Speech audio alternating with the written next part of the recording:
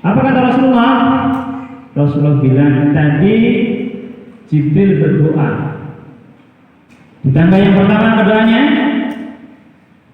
siapa saja di antara kita diberikan kesempatan oleh Allah Subhanahu wa taala untuk bertemu dengan Ramadan. Ingat, bertemu. Kemudian kita hidup bersama Ramadan selama 30 hari penuh. Tapi setelah dari selesai Ramadan, dosa kita belum juga diampuni. Apa kata Jibril? Celaka. Sekarang pertanyaannya adalah, kalau Jibril yang berdoa, kemudian Rasulullah yang mengaminkan, doanya terkabul atau tidak? Terkabul atau tidak? Kalau doa kita mungkin bisa mental ke bawah lagi. Tapi ini yang doa Jibril loh.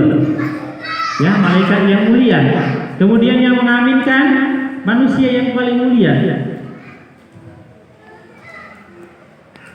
Maka teman-teman semuanya, ini momentum. Ini udah masuk hari ke-18. Ya enggak? Hari yang ke-18.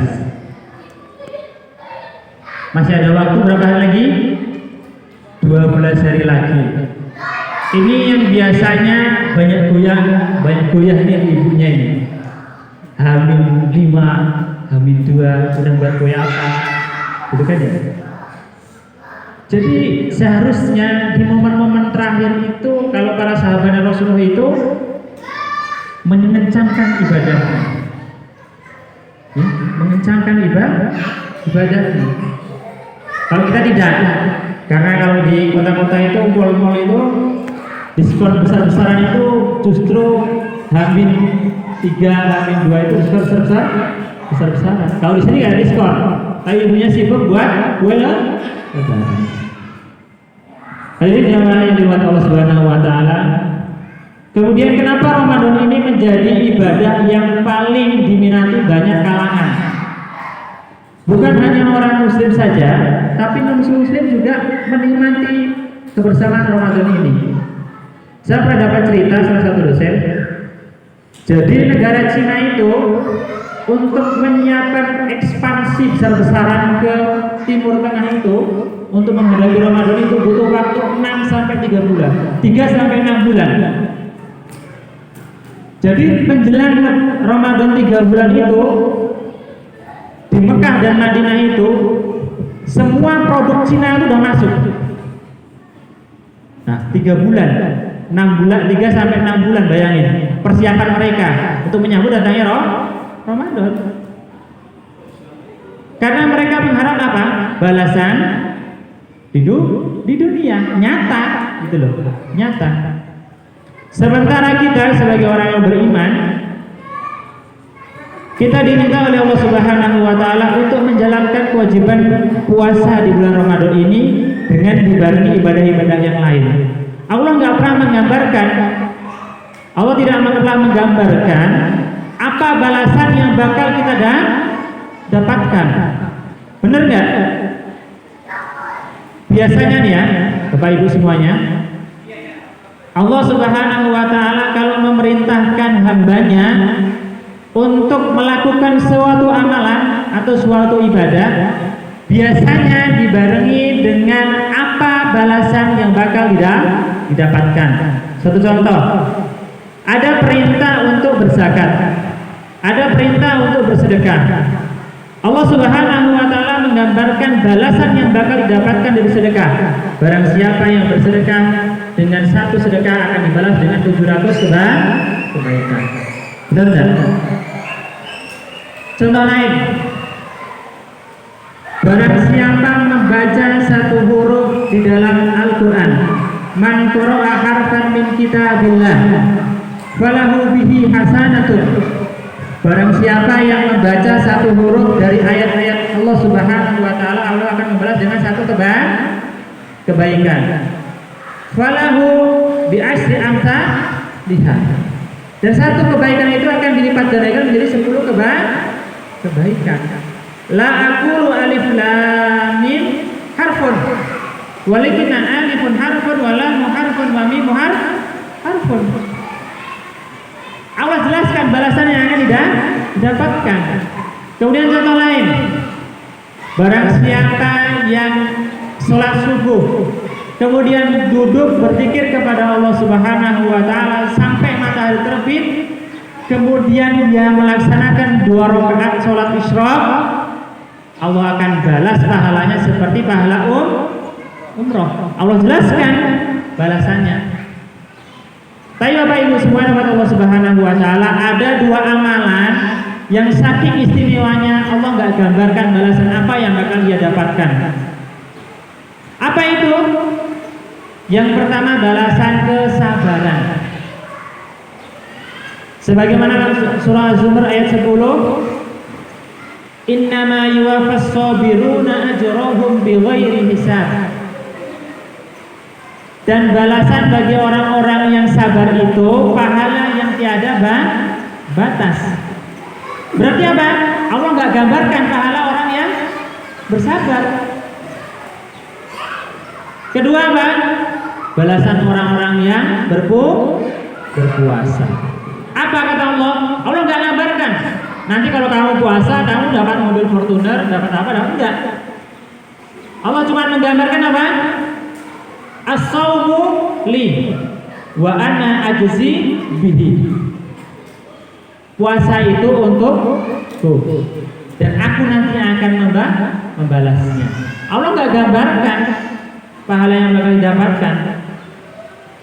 Allah cuma memerintahkan puasa. Allah perintahkan bersabar.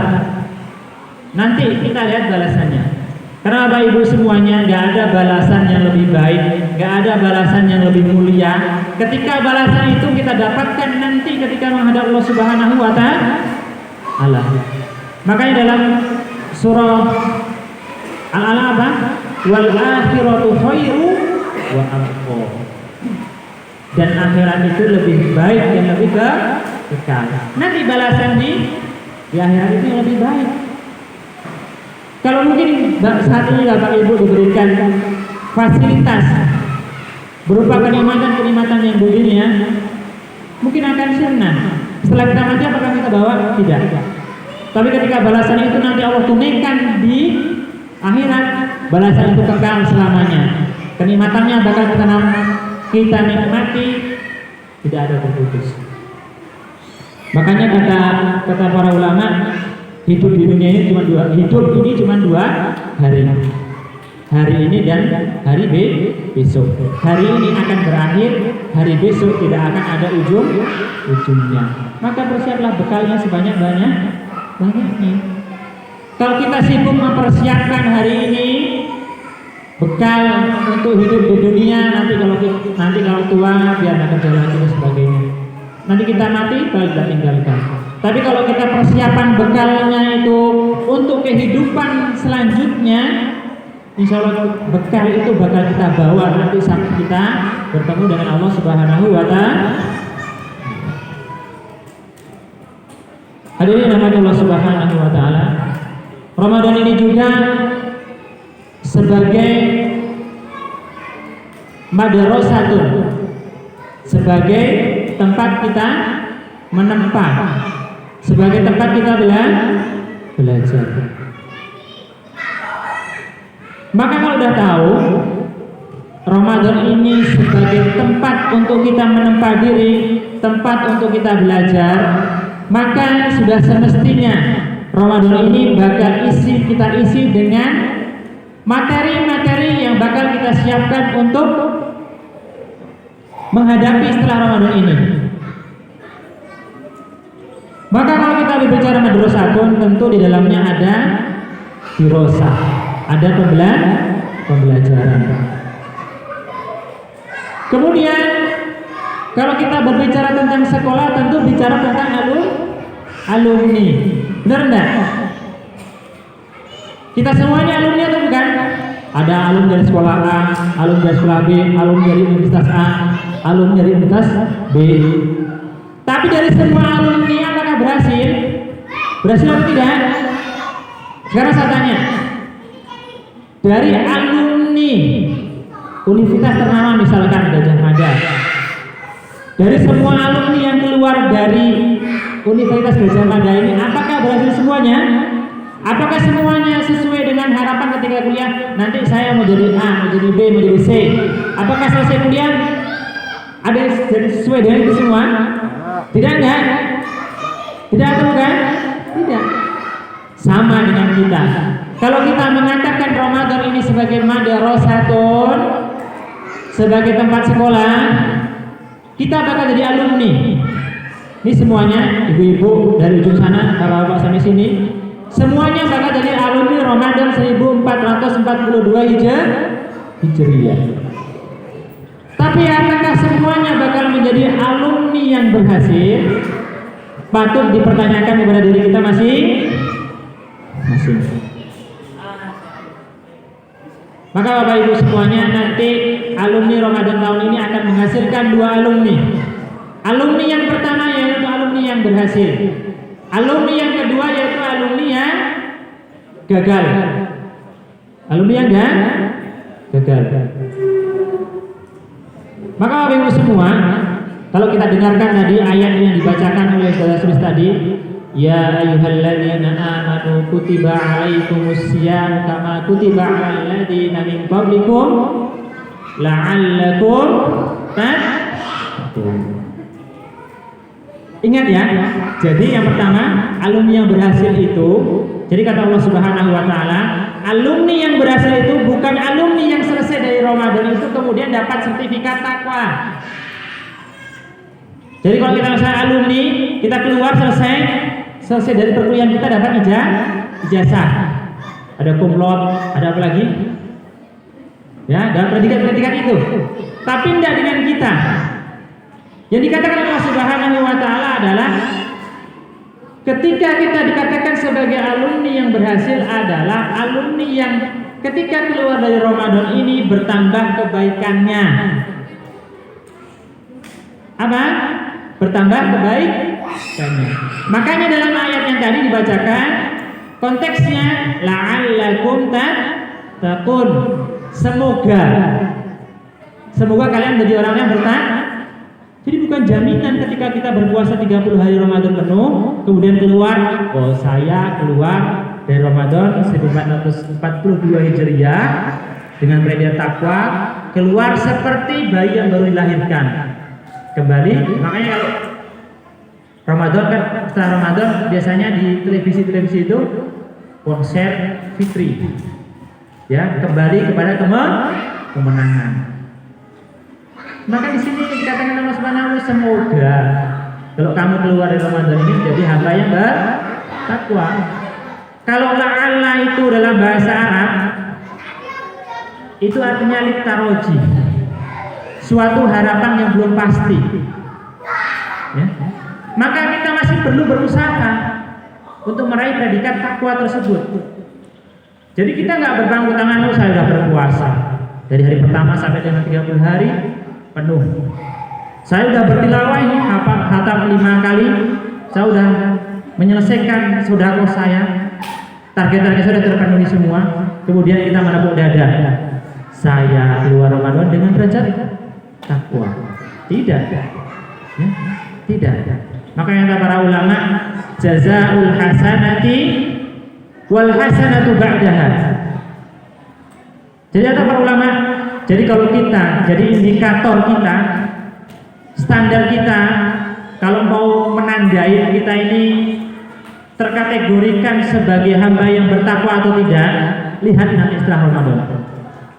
Yang mungkin saat Ramadan bisa hatam sampai 5 kali, bisa berinfak selama 30 hari penuh, bisa bersedekah selama 3 hari penuh. Cek nanti ketika di luar Ramadan. Itu indikatornya. Makanya para ulama itu 6 bulan pertama setelah Ramadan itu apa yang diminta? Ya Allah, terima semua amal ibadah selama Ramadan. Makanya Quran mengajarkan kepada kita dalam surah Al-Imran apa? Rabbana la tuzigh qulubana ba'da idh hadaitana wa hab lana min ladunka rahmatan innaka antal wahhab.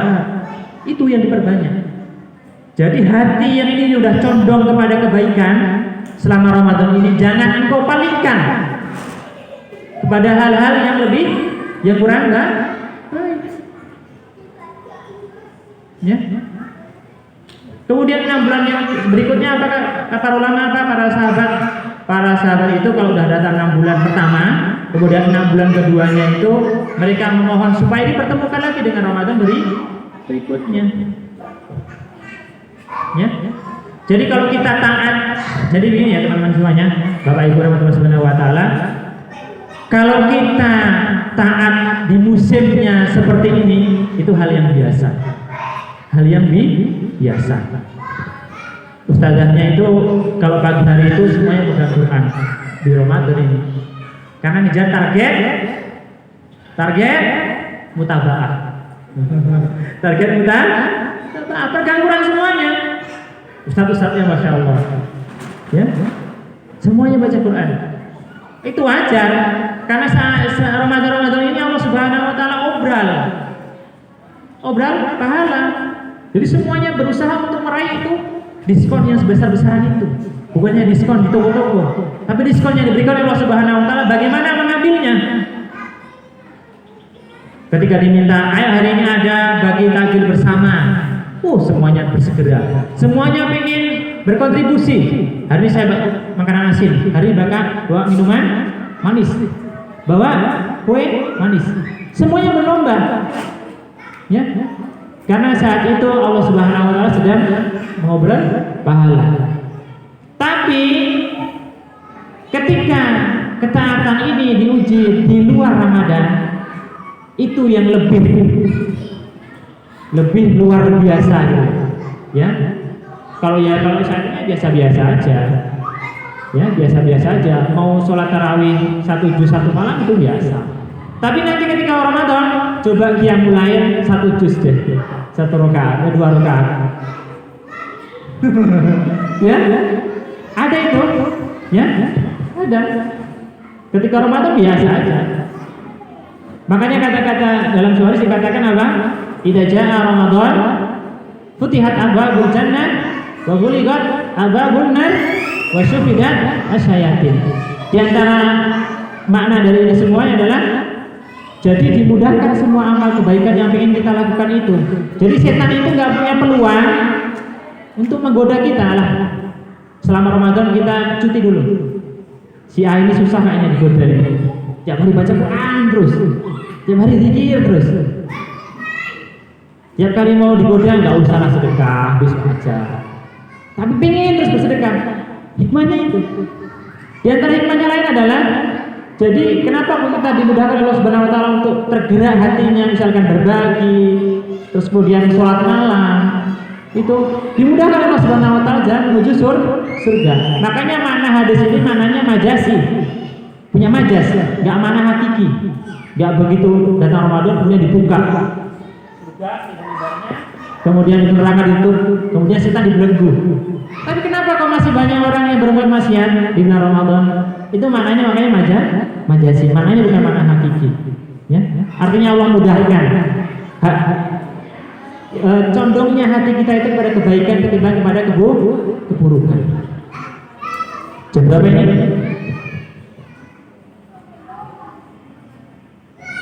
Jam berapa? Sudah ya? Hah? Dikit lagi.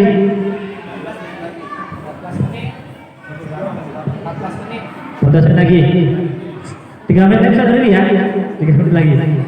Nanti sore ini kan di sini kan ya? Sore ini kan ini. Hadirin yang Allah Subhanahu wa taala. Kemudian apa sih yang harus kita lakukan untuk menghadapi ataupun menjalani sisa-sisa Ramadan yang bakal sebentar lagi 12 hari lagi bakal pergi meninggalkan kita semua? Para ulama mengingatkan kepada kita semuanya, yang harus kita siapkan adalah kita di sisa terakhir ini dalam beramal harus mengetahui apa sih amalan yang paling kita yang mau kita lakukan ini, balasannya apa, sehingga kita nanti ketika di selesai Ramadan kita tetap bisa mengamalkannya.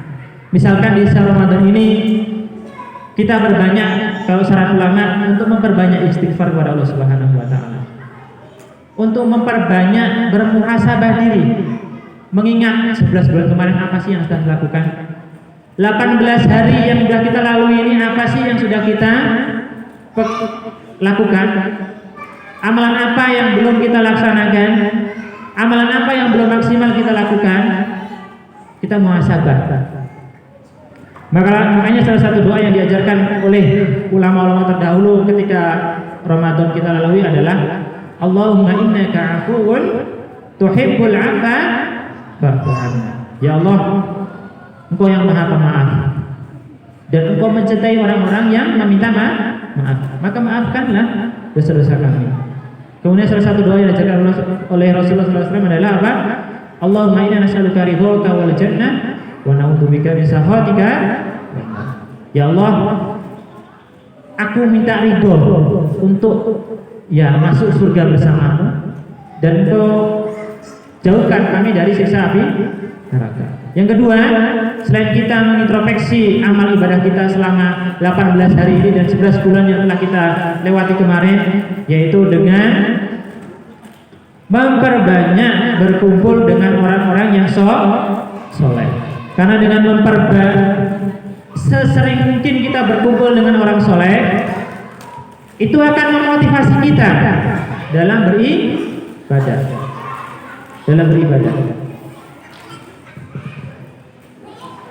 Maka momen-momen terakhir ini kita manfaatkan dengan baik sehingga apa? Ramadan tahun 1440 Hijriah ini benar-benar memberikan asar, memberikan bekas yang mendalam dalam diri kita, sehingga Ramadan yang nanti bakal meninggalkan kita itu bakal memberikan dampak positif kebaikan dalam hidup kita. Dan mudah-mudahan Ramadan tahun ini bisa menjadi Ramadan yang paling baik di antara Ramadan sebelumnya. Dan mudah-mudahan Ramadan berikutnya kita dipertemukan Allah Subhanahu wa taala, dan semoga semua amal ibadah kita saat ini diterima oleh Allah Subhanahu wa taala. Amin ya rabbal alamin. Mungkin ini saja untuk dari saya. Kurang lebihnya mohon maaf. Aku qouli hadza fastaghfiruhu innahu huwal ghafurur rahim. Assalamualaikum warahmatullahi wabarakatuh.